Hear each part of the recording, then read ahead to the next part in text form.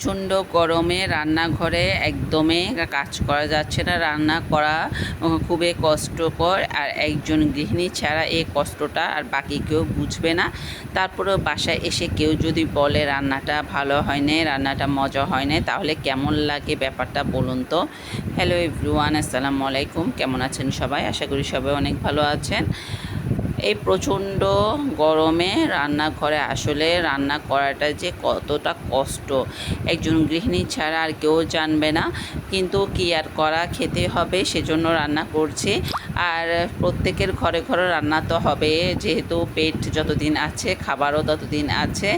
আলহামদুলিল্লাহ, তারপরেও প্রচণ্ড গরমে রান্না করতে পারছি, সেটাই আল্লাহর কাছে হাজার শুকরিয়া।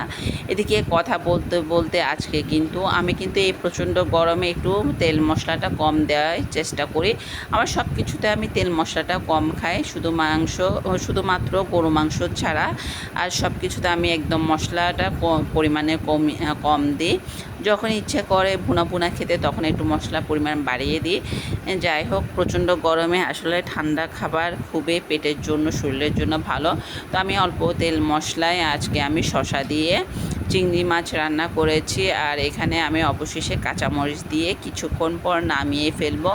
এদিকে আমার মাছ ভুনাটাও প্রায় হয়ে এসেছে। এখানে আবার একটু মশলা ভালো করে কষিয়ে আমি অফ ক্যামেরা অনেকক্ষণ মশলাটা কষিয়ে নিয়েছি। এখন আস্তে আগুনে মাছটা রান্না করব। আর আলহামদুলিল্লাহ, এই প্রচণ্ড গরমে এই ধরনের খাবার খেয়ে মনও ভরে, পেটও ভরে। যাই হোক, এখানে চিকেন যেহেতু রান্না করা আছে সেজন্য একটু চিন্তাটা কমে লাগে।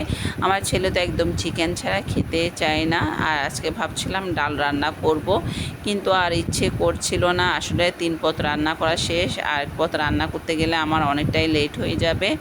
যাই হোক, রান্না করতে পেরেছি, এটাই আল্লাহর কাছে শুকরিয়া। প্রচণ্ড গরমে রান্না যারা করে তারা একমাত্র বুঝে রান্নাটা কতটা কষ্ট। তো আজকের মতো এখানে বিদায়। সবাই ভালো থাকবেন, সুস্থ থাকবেন। আসসালামু আলাইকুম।